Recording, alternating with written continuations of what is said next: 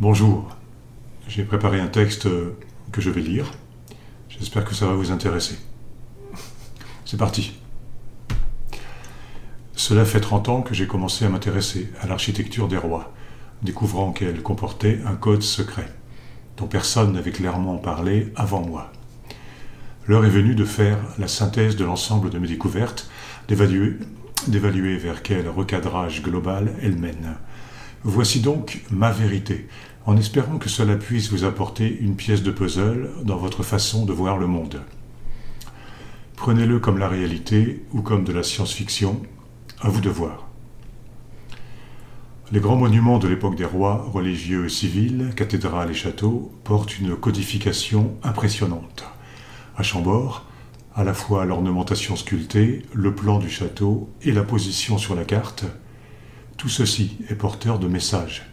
Je pense qu'il en est ainsi pour tous les grands monuments, même si je ne l'ai pas vérifié entièrement.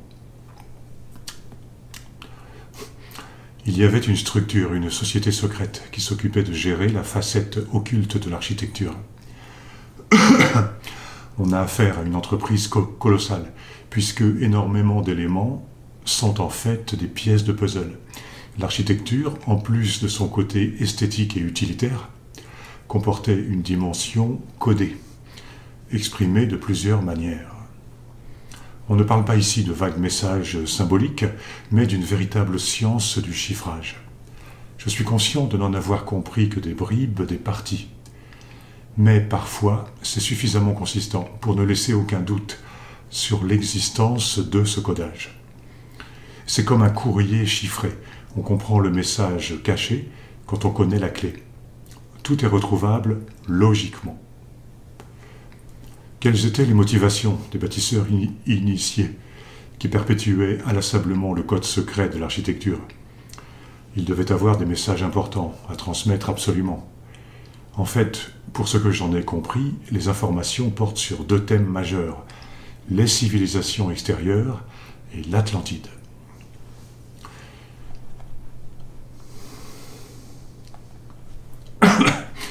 L'île mythique de l'Atlantide aurait existé dans la préhistoire. Les Atlantes auraient développé une civilisation brillante, présentée comme idéale par Platon, le philosophe grec. L'Atlantide aurait disparu brutalement en un jour et une nuit dans un cataclysme. La question est, mais pourquoi cette histoire se retrouve-t-elle secrètement évoquée dans les monuments, des milliers d'années après? Les rois et le Vatican auraient eu des preuves de la réalité de l'Atlantide. Mais pourquoi le coder? Pourquoi ne pas le divulguer sur la place publique? Déjà, l'Église ne pouvait le reconnaître, puisque la Bible raconte toute l'histoire du genre humain et ne fait aucune place pour l'Atlantide. L'Église ne tolérait pas que l'on contredise ses dogmes et textes sacrés. Alors, à la fois, elle bloquait l'émergence de certaines informations, et en même temps, elle codifiait les dites informations. Étrange paradoxe. Il me semble qu'elle devait se plier au codage architectural. On en reparle bientôt.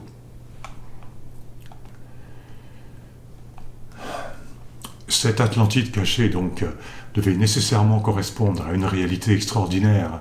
Sinon, pourquoi y faire des allusions appuyées ?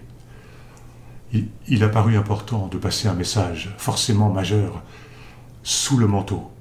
Il a paru important de transmettre l'idée de l'Atlantide. Pourquoi? Pour que son héritage ressurgisse en plein jour, dans le futur. Il a pu exister avant notre humanité d'autres cycles de civilisation, où les hommes avaient déjà développé des concepts scientifiques et technologiques, des civilisations avancées. Si le temps est perçu comme linéaire en Occident, il était cyclique en Grèce, en Amérique du Sud, en Inde, en Chine. Il y aurait eu des humanités avant nous, qui auraient à chaque fois fini dans une grande catastrophe. Cette conception cadre bien avec les dires du médium Edgar Cayce, qui affirmait, par exemple, que les Atlantes avaient des véhicules qui pouvaient tout aussi bien rouler sur la Terre, voguer sur l'eau ou voler dans l'air. Ces gens, les Atlantes, auraient utilisé l'énergie du cristal possédaient des appareils à prendre des photos à travers les murs. Ils auraient inventé des machines capables d'influencer les pensées des gens. D'après Case, qui prétendait que les Atlantes, voyant venir la fin prochaine de leur île, auraient caché en différents endroits de la Terre des dépôts contenant leurs archives. Ces trésors culturels devaient être retrouvés aux environs de l'an 2000, lorsqu'un nouvel âge poindrait à l'horizon. On notera la convergence avec le fameux calendrier Maya et sa date terminale de 2012, la fin d'un cycle. Si l'on prend ces assertions au sérieux, il se peut que les dépôts de l'Atlantide contiennent des machines de haute technologie et que les rois de France et le Vatican en aient eu connaissance. Il y aurait eu l'héritage d'une civilisation évoluée, cachée de ci de là, qui attendrait d'être utile à une humanité régénérée, purifiée, prête à entrer dans un nouvel âge d'or. En 2020, nous vivons la fin de notre système culturel, basé sur l'ego, la compétition, la jalousie, la violence, les manipulations. Une nouvelle civilisation doit suivre. Meilleure que la nôtre, telle est la prophétie.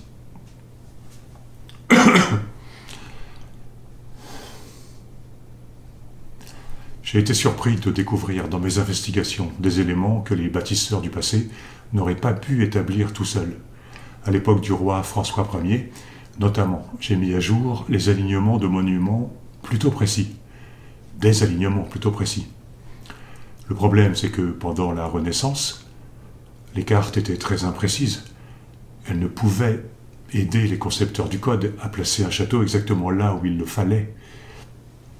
De plus, les bâtisseurs semblent avoir utilisé les unités de mesure, mètres et kilomètres, comme si cela relevait de l'évidence. Le problème, c'est que les faits prennent place 2 siècles et demi avant l'officialisation du mètre. Je ne suis pas le seul chercheur qui met le doigt sur de tels anachronismes. Le mètre est sous-jacent dans les dimensions de la Grande Pyramide, dans la chambre du roi, porté par une géométrie pointue. Howard Crowhurst a retrouvé le mètre dans la disposition des menhirs de Karnak. Quentin Leplat a retrouvé le mètre dans des outils de mesure datés d'avant la Révolution. Ces 2 chercheurs autodidactes ont découvert que toutes les unités de mesure du monde antique sont en interconnexion les unes avec les autres. Elles sont en plus liées aux dimensions de la Terre. Une géométrie de positionnement a été retrouvée.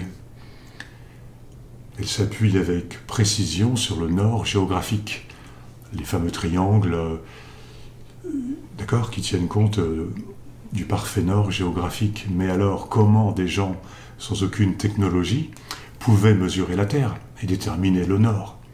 Il me semble que c'est impossible. Alan Butler et Sylvain Tristan posent l'hypothèse que le peuple mégalithique, dans la préhistoire, aurait découpé le globe terrestre en 366 degrés.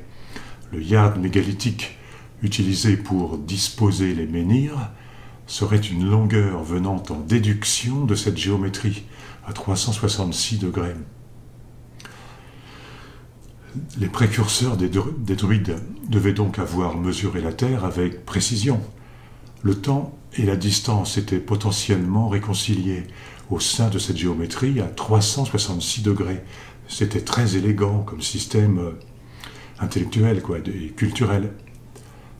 Enfin, si cela est vrai, mais il y a de bons arguments pour indiquer que ça a été réel. Les pierres levées de Crucuno témoignent d'une utilisation du triangle de Pythagore en corrélation avec les levées du soleil, les jours de solstice. D'accord ? Un dispositif, Crucuno, le triangle 3, 4, 5, qui tient compte des levées du soleil au jour de solstice. Incroyable, quoi. Je veux dire, c'est quelque chose de sophistiqué et de raffiné, quoi. Et c'était 2000 ans avant Pythagore. À mon sens, tout ceci cadre avec l'existence d'une civilisation très avancée, quoi. Il y a des millénaires.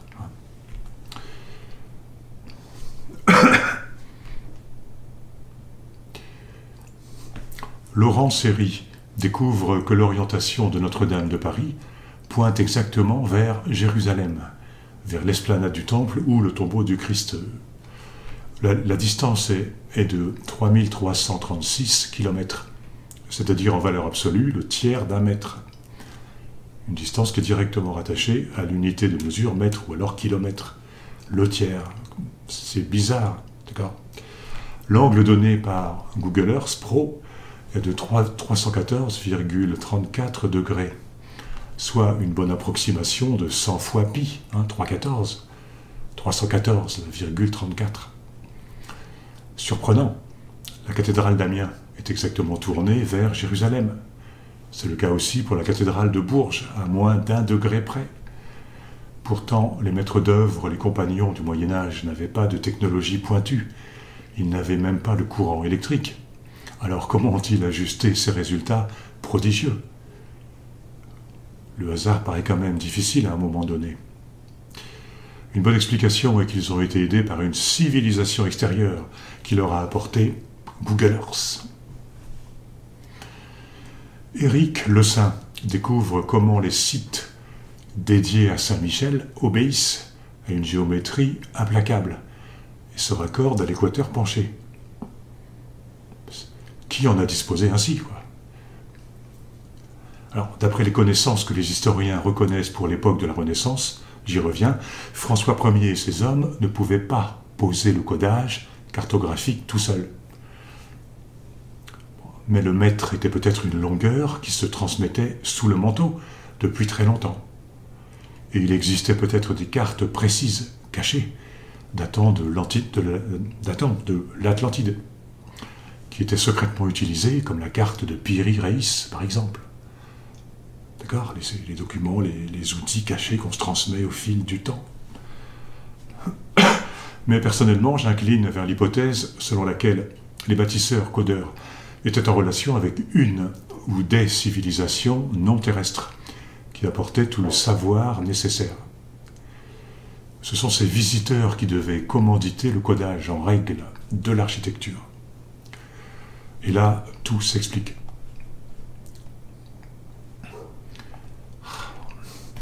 Un mot sur l'universalité du code. Les motifs décoratifs de la Renaissance sont un message. Ils tirent leur origine de l'Antiquité romaine. Dans le même genre, même à l'époque de Louis XIV, les architectes utilisaient les ordres grecs, la façon grecque pour dessiner les colonnes des bâtiments. Or, les chapiteaux des colonnes sont manifestement codés. Autre chose encore, on trouve à Reims la plus grande porte romaine de l'Empire romain. Elle s'harmonise bien de par sa décoration et son emplacement avec le codage de l'époque des rois. Alors, une bonne hypothèse est que les civilisations grecques et romaines codaient déjà leur architecture. Il y aurait une mise en place secrète et systématique de l'architecture depuis très très longtemps. En parallèle, on peut noter qu'à l'époque de la chrétienté, de la suprématie de l'Église sur toute l'Europe, les styles architecturaux étaient quasiment les mêmes dans toute l'Europe. On retrouve les mêmes motifs décoratifs un peu partout, en dehors de la France. J'ai découvert que cette décoration se décode en utilisant la langue française des époques anciennes. Mais alors, à l'étranger, se décode-t-elle aussi en français ou dans chaque langue européenne? Une question intrigante. Pourquoi, dans beaucoup de langues d'Europe, le mot nuit, la nuit, est le même que le mot 8. D'accord? Juste en ajoutant la lettre N. En français, vous avez le 8, le chiffre 8, 8. Vous mettez le N devant, ça fait la nuit. Et bien c'est comme ça dans de nombreuses langues européennes. Pourquoi?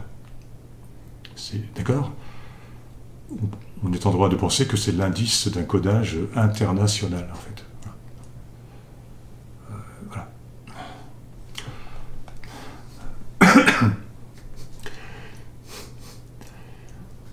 Alors, c'est là qu'une considération s'impose. Les humains seuls ne pouvaient pas générer une pareille entreprise, qui doit se prolonger sur des siècles, voire des millénaires.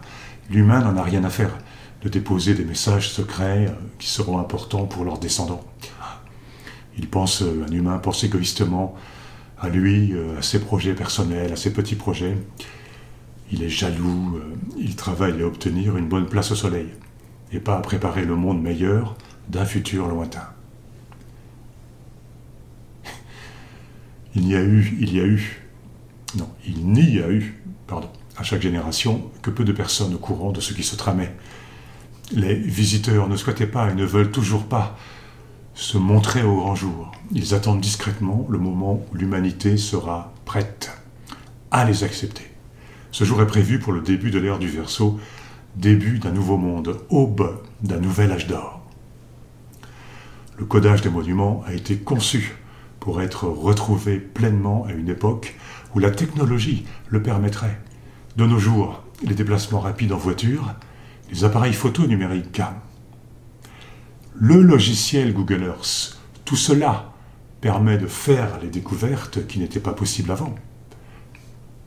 Il est étrange de constater que, pendant des siècles, des dispositions cartographiques furent ajustées sans que personne ne puisse les voir. On codait pour personne, quoi, en quelque sorte. Il y a des trucs qu'on ne pouvait pas voir, on n'avait pas les moyens techniques, technologiques de s'en rendre compte. Mais ils le faisaient quand même. Aujourd'hui, les secrets sortent de l'ombre. Ce qui a été caché avec minutie devient perceptible. Les visiteurs, les stellaires, savaient qu'il en serait ainsi. Leur but était de préparer la grande révélation à venir. L'essor technologique rend la divulgation du grand secret inévitable et facile.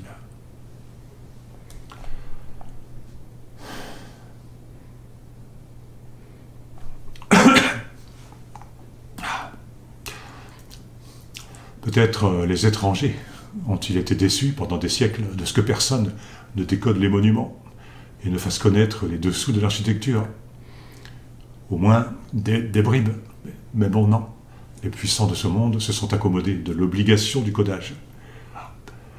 En même temps, ils niaient complètement son existence, empêchant probablement toute divulgation large.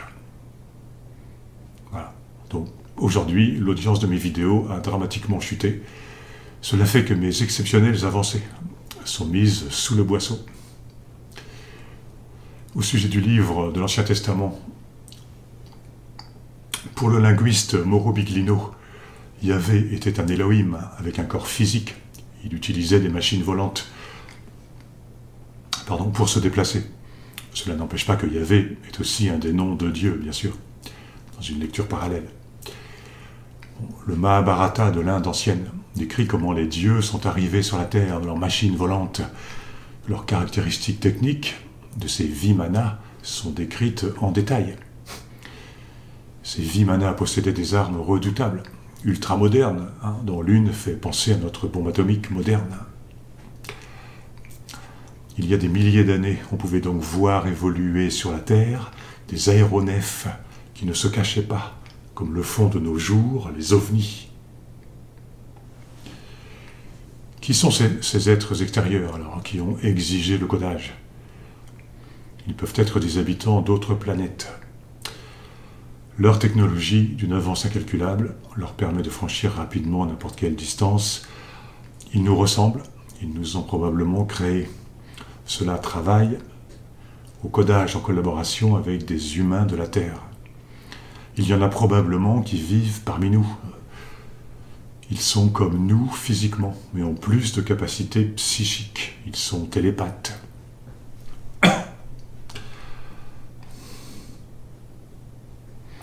Un mot sur les paraterrestres du professeur Gérard Demarque.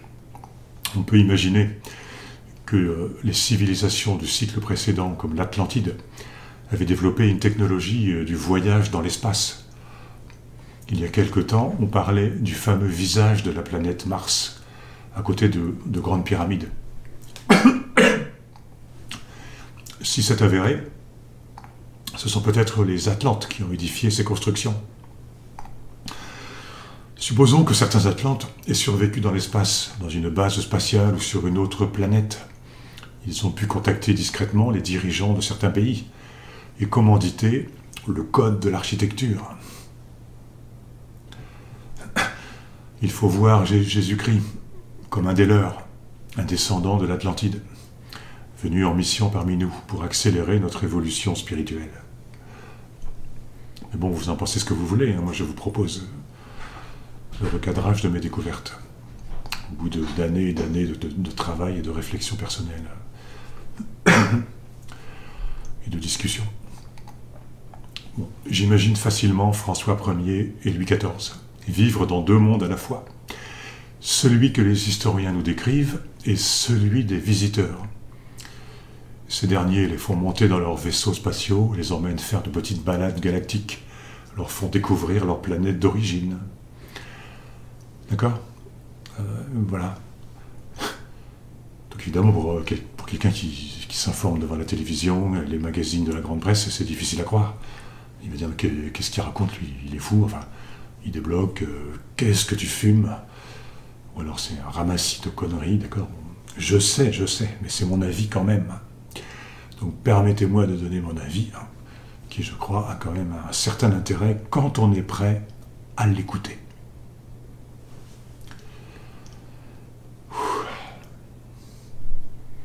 Mais voilà, ces rois et quelques initiés ont promis de ne rien dire. Ils doivent garder le silence sur ces contacts d'un autre monde. Ils doivent coder leurs châteaux et cathédrales. Ils n'ont pas le choix. Et puis, il y a d'autres visiteurs, humanoïdes, pas tout à fait humains. On en retrouve la trace dans les monuments, sous forme de gargouilles, de têtes animalisées, de prétendus diables. Les vaisseaux spatiaux aussi sont présents dans les monuments. Et c'est codé dans les monuments, les vaisseaux spatiaux. Les créatures étrangères doivent appartenir à une sorte de confédération galactique. Ce serait logique. Dans leur réunion, ils ont décidé que les habitants de la Terre étaient trop primitifs pour qu'ils se dévoilent à eux. Ils vont attendre le saut évolutif qu'ils prophétisent. En attendant, ils nous laissent notre libre arbitre, n'interférant que peu avec nous. Ils sont inquiets de notre activité nucléaire. Bon, les ovnis apparaissent sur les sites nucléaires, les bases militaires, avec des ogives nucléaires. Bon, voilà, c'est connu, hein. Enfin, ces êtres-là sont quand même assez passifs, malheureusement, quoi. Ils sont assez passifs. Alors on est obligé d'attendre, quoi. Certains extraterrestres ne sont pas bienveillants, d'autres le sont. Ces derniers protègent la Terre de toute intrusion agressive. Enfin, presque. Il y a quand même les enlèvements par les petits gris. Les bienveillants ont demandé et obtenu la création du code de l'architecture. L'utilité de ce code est imparfaite. Peut-être ont-ils pensé, au départ, que ce dispositif provoquerait un sursaut de conscience. Je pense que ce code existe depuis la submersion de l'Atlantide, c'est-à-dire depuis l'édification de la Grande Pyramide.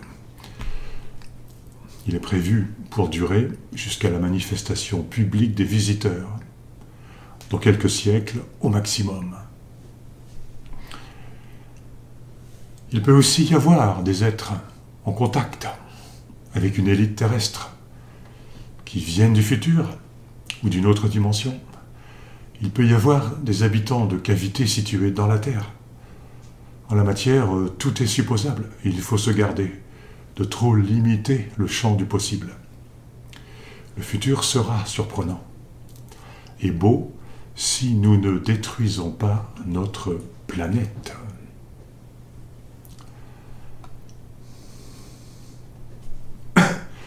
Pourquoi le codage existe-t-il ? Pour laisser une occasion à l'humanité de prendre conscience de certains secrets fondateurs, pour que des initiés peu nombreux soient informés et deviennent des lumières pour la société. Léonard de Vinci en était un. Il s'agit aussi de préparer le rendez-vous de l'ère du Verseau. Il existe une autre raison. Le codage est un balisage menant à certains lieux confidentiels, des sites indiqués par l'emplacement de certains monuments.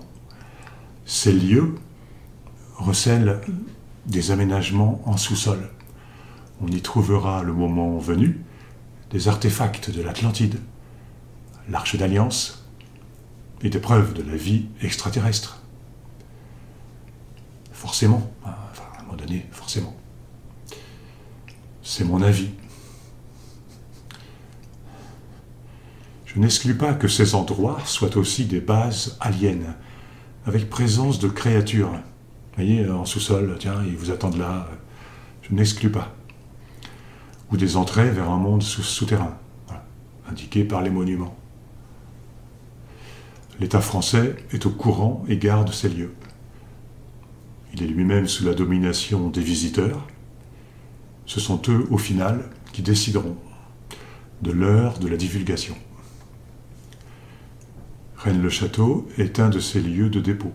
Caisse avait dit que les Atlantes avaient caché une partie de leurs archives dans les Pyrénées.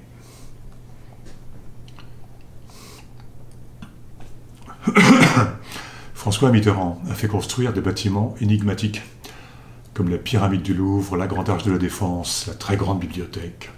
Ces constructions prolongent le codage ancestral, comme mon ami Éric et moi-même avons commencé à le comprendre, dans la précision. Il faut comprendre que les lieux secrets sont définitivement stabilisés.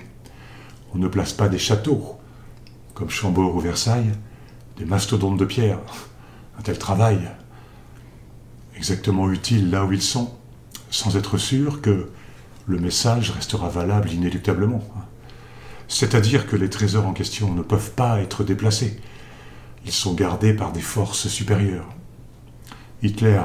Adolf Hitler, a envahi la France en 1940. En tant que chef d'un État, il était évidemment initié au grand secret. Je considère que c'est évident qu'il connaissait énormément de choses sur le grand secret de la France et les lieux de dépôt. Mais pourtant, il n'a pas rapatrié l'Arche d'Alliance à Berlin. Voilà, d'accord, parce que tout est resté statique. Et Mitterrand arrive des décennies plus tard et il renforce le codage ancestral, quoi.